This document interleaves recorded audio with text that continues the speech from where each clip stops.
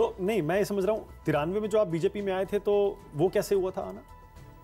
वो कौन लाया था आपको राजनीति? वो बताया था ना कि अडवाणी जी के बच्चे हमारे साथ स्कूल में पढ़ते थे। अच्छा। तो उनसे बात होती रही। तो अडवाणी जी ने ऑफर दिया था कि आओ दिल्ली से लड़ जाओ? हाँ, उनके पास भी उस समय लोग नहीं थे। मैं लड़ना चाहता था विश्वासनगर गंगा उससे यमुना पार से दिल्ली से। हाँ, लेकिन उन्होंने गोल मार्केट सीट मुझे दी। पर आप जीत गए जो -C सीट थी इनकी।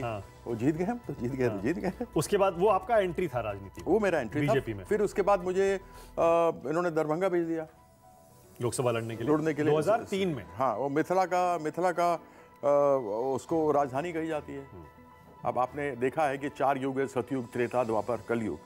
त्रेता में ही रामायण लिखी गई थी, इसका मतलब तब मिथिला था, क्योंकि राजा जनक तो मिथिला के राजा थे और मैथिली तो सीता माँ को बोलते हैं।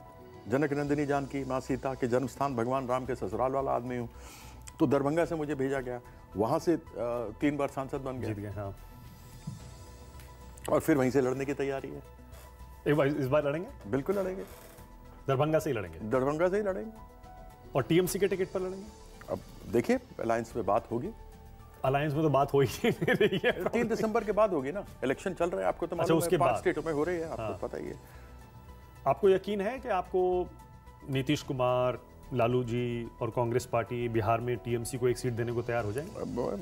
आशा तो जब, या फिर एक ज्वाइंट कैंडिडेट के तौर पर खड़ा कर सकते हैं? एग्जैक्टली, वही तो बात हो रहा है। नहीं, चाहे सिंबल पार्टी का हो या ना हो, ऐसा भी हो सकता है। वो तो ये लोग ऊपर वाले तय करेंगे क्या करना नहीं करना, लेकिन मेरी जो इच्छा है वो मैंने कह दी। और दीदी ने कहा कि नहीं, तुम बंगाल से लड़ जाओ इधर से कहीं। नहीं, बंगाल से भी ऑप्शन है। अब वो तय होता है, देखिए अब अल्टीमेटली तो पार्टी तय करेगी आप क्या करने वाले हैं। हाँ, ठीक, लेकिन मेरी इच्छा दरभंगा से ही है।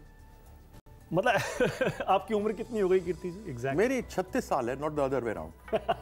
63। Shut up. कोई 63 नहीं है। 36। मेरा फिटनेस देखो भाई, बताओ अभी भी मैं अभी जा रहा हूँ। आप खेलते हैं? वर्ल्ड कप खेलूंगा अभी फरवरी मार्च में, 36 अबव वालों का। नहीं, फिर तो आप खाली नहीं बैठ सकते। नहीं, मतलब आपको लगता है अभी 2-3 टर्म लोकसभा में आप और कम से कम 2 टर्म 3 टर्म और निकाल दें? 1 टर्म करने का है, जरा अच्छे से ठोकने का है। 5 साल, क्योंकि हम रुके तो कभी नहीं जिंदगी में। सच बोला, आज तक मेरे ऊपर कोई इल्जाम नहीं कि चोरी की, डकैती की। मतलब भागवत झा, स्वर्गीय भागवत झा आजाद के परिवार के किसी बच्चे के ऊपर आज तक कोई इल्जाम नहीं है। और चोरी, डकैती, झूठ बोलना, कमीशन खाना, ये सब नहीं है। न मेरे पिता पर थी, न हम में से किसी के ऊपर है। और मेरे पिता ने जीते जी कह दिया था कि जब तक मैं जिंदा हूं मेरा बच्चा कोई भी कांग्रेस से चुनाव नहीं लड़ेगा, राजनीति में नहीं आएगा। तो सबसे बड़े भाई मेरे डॉक्टर, ऑप्थेल्मोलॉजिस्ट, ऑल ऑप्थेल्मोलॉजिकल सोसाइटी जो दुनिया की उसके प्रेसिडेंट हैं। दूसरे भाई मेरे आईपीएस ऑफिसर, वो स्पेशल डायरेक्टर इंटेलिजेंस ब्यूरो थे, कैबिनेट सेक्रेटरी और सिक्योरिटी थे। तीसरा मैं, ब्लैक शीप। तो आप कहां से कांग्रेस में चले गए फिर, जब पिताजी ने कहा था कोई कांग्रेस से नहीं लड़ेगा? तो जब तक मैं जिंदा हूं। ओके। उनका देहांत 2011 में हो गया। पर अटल जी, अडवाणी जी से तो काफी अच्छे रिश्ते थे आपके कीर्ति जी। मेरे पिताजी के रिश्ते थे, मेरे क्या बता रहे हैं आप? अरे आपके भी बहुत बढ़िया रिश्ते थे। अटल जी आए थे 57 में पार्लियामेंट में, मेरे पिताजी 51 से थे। तो उनके बड़े अच्छे थे। बाकी हाँ, मेरे भी संबंध थे। जब भी कभी मैं अटल जी से मिलता था तो बोलते थे भागवत बाबू कैसे हैं। अच्छा। हाँ, जब मैं संसद में बोलता था तो उधर से इंदिरा जी बोलती थी भागवत जी आप जवाब दीजिए। जब भागवत जी इधर से बोलते थे तो मुझसे कहा जाता था अटल जी आप इधर से जवाब दीजिए। तो ऐसी उन्होंने बातें की बड़ी बढ़िया। अडवाणी जी बहुत ही अच्छे, मतलब उनसे आप व्यक्तिगत रूप से मिलिए, बहुत ही अच्छे इंसान है। अटल जी हैं, इन सबों से मैं मिला हूं व्यक्तिगत रूप से, बहुत अच्छे लोग। नहीं, आपका समय अच्छा बीता ना बीजेपी में, जितना बीता। मैं तो आपसे ये जानना मेरा जहां भी समय बीता अच्छा बीता, अपने मन से बीता, जैसा चाहा वैसा बिताया। मुझे क्यों किसी का कोई वो रखना इस उम्र में आकर, 36 साल की उम्र में आकर के मुझे किसी से मुझे क्या कोई नहीं। तो मोह भंग कैसे हो गया बीजेपी से अचानक? मैं ये समझना चाह रहा हूं। क्या आपको लगता है कि अटल अडवाणी की बीजेपी में आपकी बढ़िया बीती, लेकिन जब से बीजेपी 2 आई है मोदी शाह वाली, आपकी उनसे ठीक ट्यूनिंग बैठ नहीं पाई? उनसे ट्यूनिंग की बात ही नहीं है। प्रश्न ये है कि एक निजी संस्था है जिसको दिल्ली जिला क्रिकेट संघ बोलते हैं, डीडीसी बोलते हैं, वहां पर मैं शुरू से खेला। यह बात मैं पहले बता दूं कि मैं हृदय से एक खिलाड़ी हूं, स्वेच्छा से राजनीति में आया हूं। मैं देश की आन बान शान मान मर्यादा के लिए खेला।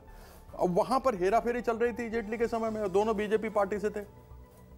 उसको बार बार बोलता रहा, वो माना नहीं। मैंने प्रश्न उठा दिया, प्रश्न उठाने के बाद वो सारी चीजें सामने आई, प्रेस कॉन्फ्रेंस कर दिया, तो उसको लेकर के हड़कंप हो गया। तो यानी वो सिर्फ एक मसला था जब तक राजनाथ सिंह जी थे तब तक उन्होंने कहा कि यह निजी मामला है। अरुण जेटली कई बार गया, उन्होंने कहा कि निजी मामला है, इसका पार्टी से कोई लेना देना नहीं। लेकिन अमित शाह जी अध्यक्ष थे, उन्होंने न जाने क्यों पार्टी से इसको मामला ले लिया और मुझे पार्टी से बर्खास्त कर दिया। भाई कागज मेरे नहीं है, कागज तो सरकारी हैं, जिसके ऊपर 398 करोड़ का घोटाला है। जस्टिस विक्रमजीत सेन जिसको कोर्ट ने किया, उन्होंने स्पेशल ऑडिट कराई जिसको फोरेंसिक ऑडिट कहते हैं, उसमें भी इतना ही निकला। मेरे कागज तो नहीं थे ना भाई, सरकारी कागज थे ना। तो वही मैंने कहा कि जांच करा दीजिए, अगर मैं गलत हूं तो यहां भाजपा का झंडा जहां लटकाते हैं वहां लटका दीजिए।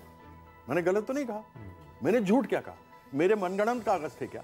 नहीं थे। अब ये और स्वर्ग चले गए या कहां गए मुझे मालूम नहीं, अरुण जेटली जी की आत्मा को शांति मिले। लेकिन क्या हुआ नहीं हुआ, मुझे पार्टी से क्यों निकाला गया आज तक समझ में नहीं आया। निकाल दिया तो निकाल दिया, अच्छा है, good returns of bad rubbish. आपने देखा होगा